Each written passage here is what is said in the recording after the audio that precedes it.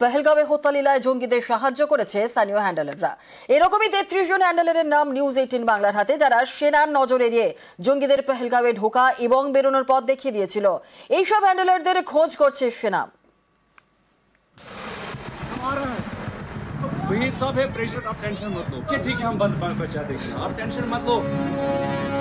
গত মঙ্গলবার কাশ্মীরের পেহেলগাঁওয়ে হামলা চালায় জঙ্গিরা। বৈশরণ উপত্যকায় বেছে বেছে পর্যটকদের গুলি করে। 26 জন নিরীহ নাগরিকের মৃত্যু হয়। मैं बहुत स्पष्ट शब्दों में कहना चाहता हूं, जिन्होंने ये हमला किया है उन आतंकियों को और इस हमले की साजिश रचने वालों को उनकी कल्पना से भी बड़ी सजा मिलेगी, सजा मिल करके रहेगी। अब आतंकियों की बची खुची जमीन को भी मिट्टी में मिलाने का समय आ गया है। কাশ্মীরে জঙ্গিদের ঘরে ঢুকে প্রত্যাঘাত, 10 জন সন্দেহভাজন জঙ্গির বাড়ি ধ্বংস। সেনার নজরে জঙ্গি, নজরে হ্যান্ডলাররাও, যারা কাশ্মীরেই থাকে, জঙ্গিদের সাহায্য করে।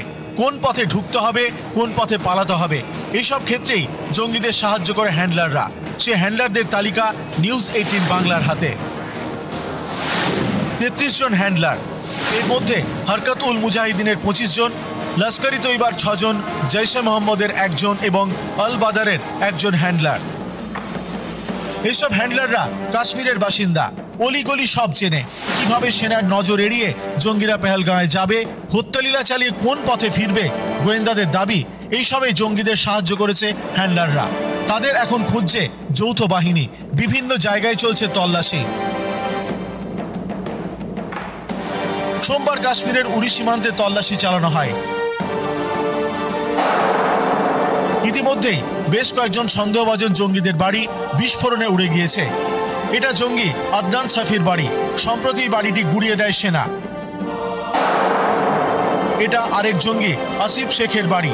তার বাড়িও ধুলোয় মিশিয়ে দেওয়া হয়। এটা আদিল হোসেন ঠোকারের বাড়ি। এ বাড়িও এখন ধ্বংসস্তূপ। জঙ্গি এহসানুল হক শেখের বাড়িও ধুলোয় মিশে গেছে।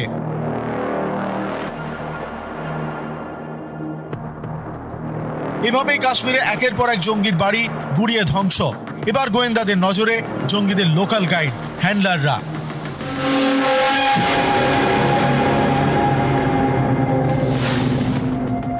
এরা অত্যন্ত শার্প, এরা টেকনোলজি ব্যবহার করতে জানে এবং এরা এতটাই র্যাডিক্যালাইজ যে এরা কোনো প্রশ্ন করে না। যারা বিদেশ থেকে আসে বা বাইরের দেশ থেকে আসা জঙ্গিদের সহযোগিতা করা, তাদের হ্যান্ডলার হিসেবে কাজ করা, তাদের পথ দেখানো এবং জঙ্গি কার্যকলাপ এখানে একেবারে যাকে বলে মোকাম্মেল করা, সেই সমস্ত কাজে কাজ করে এই সমস্ত জঙ্গিরা, যাদের মধ্যে অন্যতম আদিল ঠোকার। এরকম বাকি জঙ্গিদেরও তল্লাশি অভিযান শুরু করেছে সেনাবাহিনী, কারণ তাদের নিকেশ করাই এখন ভারতের শেষ লক্ষ্য। পেহেলগাঁও থেকে ক্যামেরা পার্সন আপু পাঠকের সঙ্গে মৈত্রী ভট্টাচার্য, নিউজ 18 বাংলা। ভারতের লাইন অফ কন্ট্রোলে শেষ গ্রাম তুলাওয়ারি, পাশেই পাক সেনার ঘাঁটি। আর সেই গ্রাম এখন কি পরিস্থিতি জানতে পৌঁছে গেল নিউজ 18। सरहदों और लाइन ऑफ कंट्रोल पे तनाव है। जी हां, जब से पहलगाम अटैक हुआ तब से सरहदों के साथ साथ पूरे लाइन ऑफ कंट्रोल के एरियाज में बहुत ज्यादा तनाव है। आप देख सकते हैं मैं इस वक्त तिल्लावारी इलाके में हूं। ये मिडिल स्कूल तिल्लावारी है। ये इंडियन साइड से जो एलओसी है उसका आखिरी गांव है और यहाँ पर साथ में ही पाकिस्तानी आर्मी के पोस्ट्स हैं और जब भी यहाँ पे पास्ट में फायरिंग हुई है, शेलिंग हुई है, तो ये पूरा इलाका ज्यादा प्रभावित हुआ और इस स्कूल के इर्द गिर्द गोलियां लगती हैं जब स्मॉल आर्म्स से पाकिस्तानी आर्मी पोस्ट से फायरिंग की जाती है। जब वो सीज फायर वायलेशन करते हैं फिर इंडियन आर्मी रिटालिएट करती है, तो आपस की फायरिंग में यहाँ पर ये पूरा एरिया प्रभावित होता है। हालांकि आज ये स्कूल बिल्कुल रवां दवां है। क्लासरूम्स में आप देख सकते हैं बिल्कुल बच्चे हैं, पढ़ाया जाता है। यहाँ पे हेडमास्टर साहब मेरे साथ में हैं। माहौल तो अभी जब से ये अटैक हुआ है पहलगाम का, तो तनाव भरा ही समझो। गांव के अंदर जो लोग हैं डरे समय हैं कि कहीं फिर से वो हालात ना हो जाएं जो इससे पहले के थे। सीज फायर से पहले जितना भी फायर पाकिस्तान से आता वो सीधा स्कूल पे आके लगते थे, छोटे या बड़े फायर। और हमें स्कूल जो है कई दिनों तक बंद रखना पड़ता था। पूरे एरिया में तनाव है, आप देख सकते हैं। हालांकि बच्चे यहाँ पे क्लासरूम्स में हैं। अभी क्या सोच रहे हैं? बच्चों के पेरेंट्स में भी थोड़ा सा कंसर्न होगा कि कहीं फायरिंग ना हो। हाँ बिल्कुल, ये तो है कि कहीं फायरिंग ना हो। हमें 10 बजे या 9:30 बजे स्कूल लगता है तो पहले ये फोन आ जाता पेरेंट्स का कि सर ध्यान रखिए, हमने सुना जी अभी फायर होने वाला है। तो अगर ऐसा कुछ हुआ तो बच्चों को जल्दी घर भेज दें। यहाँ पे वैसे कुछ बंकर्स होने चाहिए थे बच्चों के। बंकर्स तो स्कूल के लिए होने चाहिए थे, लेकिन बदकिस्मती से ये यहाँ नहीं बन पाया। कामकाज स्कूल में हो रहा है, जितने भी टीचर्स हैं, जितने भी क्लासरूम्स हैं, टीचर्स क्लासरूम्स में हैं। ये आखिरी स्कूल है लाइन ऑफ कंट्रोल पर, ये तिल्लावारी मिडिल स्कूल है और यहाँ पे बच्चे आप देख सकते हैं क्लासरूम्स में हैं। वहाँ से फायर आता है तो वो सीधे यहाँ इस एरिया में लगता है। न जाने कितनी गोलियों के निशान इस स्कूल के इर्द गिर्द लगे होंगे। जिस तरीके से हेडमास्टर साहब ने भी कहा, ये वाला जो माउंटेन है ये इंडियन साइड से आखिरी लाइन ऑफ कंट्रोल का माउंटेन है और वो जो इस यहाँ से हालांकि बाहर से दिखेगा, मैं कोशिश करूँगा दिखाने की, तो वो वहाँ पर पाकिस्तान आर्मी के पोस्ट्स हैं। ये हाजी पीर का सेक्टर है, सजीवारा एरिया है जो उस पार से इस एरिया को बोलते हैं और हमारे साइड से इसको बोलते हैं हाजी पीर सेक्टर। जिस तरीके से भारत का स्टैंड क्लियर है कि जवाब दिया जाएगा। क्या एक बड़ी जंग होगी?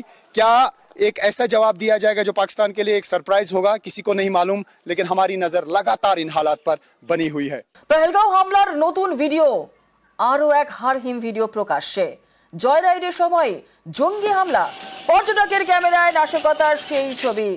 প্রাণ বাঁচাতে পহেলগাঁওয়ে রীতিমতো হুড়োহুড়ি।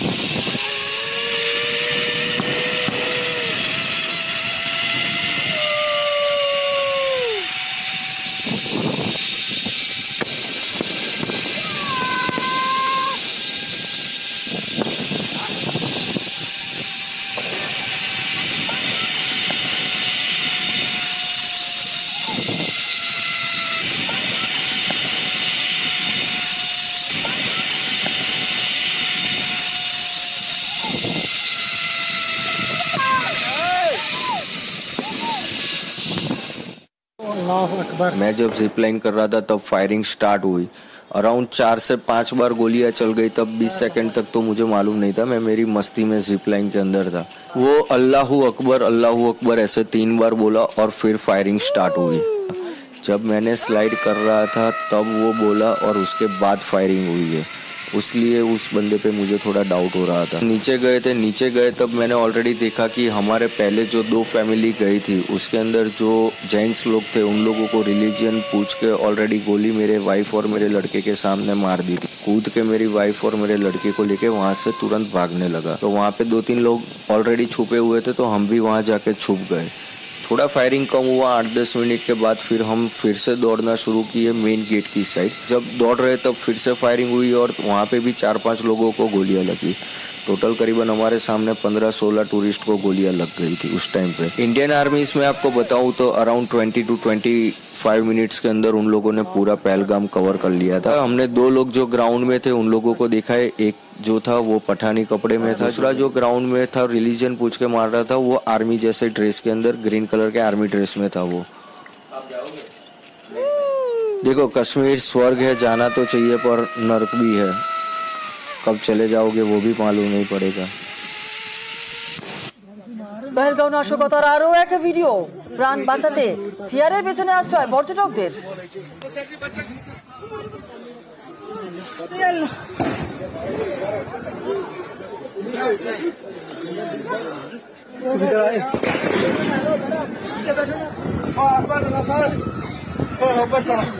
কাস্টমার